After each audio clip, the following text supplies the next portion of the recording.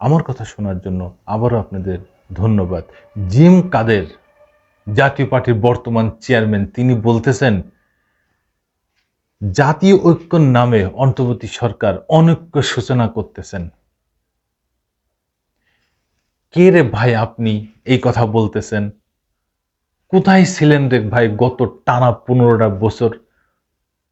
তখন কোথায় ছিল আপনার এই অনৈক্যের কথা? কোথায় ছিল আপনার সেই ভালো ভালো মিষ্টি মধুর কথা? যখন শেখ হাসিনা গণ অভ্যুত্থানের মাধ্যমে শেখ হাসিনাকে বিতাড়িত করা হলো, তারপরেও তো আপনি বললেন যে শেখ হাসিনা আমাকে জোর করে ইলেকশনে নিয়ে গেছে, আমি ইলেকশনে যেতে চাইনি, আমি আওয়ামী লীগের সাথে না। এখন আবার কি বলতেছেন? ভূতের মুখে রাম রাম শোনা যাচ্ছে। এখন আবার বলতেছেন হাসিনাকে বাদ দিয়ে নির্বাচন করা ঠিক হবে না, আওয়ামী লীগকে বাদ দিয়ে নির্বাচনে যাবে না, আওয়ামী লীগকে অবশ্যই নির্বাচন রাখতে হবে। আওয়ামী লীগ এবং জাতীয় পার্টি দুই দল মিলে 50% জনসমর্থন আছেন। আওয়ামী লীগকে যেমন বিতাড়িত করা হয়েছে, আপনাদের জাতীয় পার্টিকেও তেমন বিতাড়িত করা লাগবে। কারণ আপনাদের আপনাদের সহযোগিতায় আওয়ামী লীগ এত বড় একটা ফ্যাসিস্ট দলে পরিণত হয়েছেন, এই কথা বলেছেন হাসনাত আব্দুল্লাহ, সমন্বয়ক। এই বিষয়ে বাংলা ট্রিবিউন একটা নিউজ করছে, কি বলছে একটু জানি। জাতীয় পার্টির চেয়ারম্যান জিএম কাদের বলেছেন অন্তর্বর্তীকালীন সরকার আওয়ামী লীগকে নিষিদ্ধ করতে পারে না, সেটা উচিত না। কেউ দোষ করলে তার বিচার হওয়া উচিত। আগামী নির্বাচনে অবশ্যই আওয়ামী লীগের অংশ নেওয়া উচিত। আওয়ামী লীগ কি শুধু দোষ করেছে? এই হচ্ছে আপনার এই চোখে দেখা? আপনার অন্ধ হয়ে যায় তো ভালো ছিল, কারণ আপনি কিচ্ছু দেখেন নাই চোখ থাকা অবস্থায়।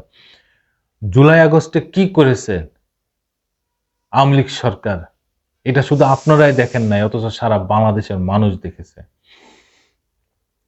দুপুরে রাজধানীর বনানীতে সংবিধান সংরক্ষণ দিবস উপলক্ষে আয়োজিত আলোচনায় সবাই এইসব কথা বলেন তিনি। জিএম কাদের বলেন, অন্তর্বর্তী সরকার জাতীয় ঐক্যের নামে জাতীয় অনৈক্য করছে।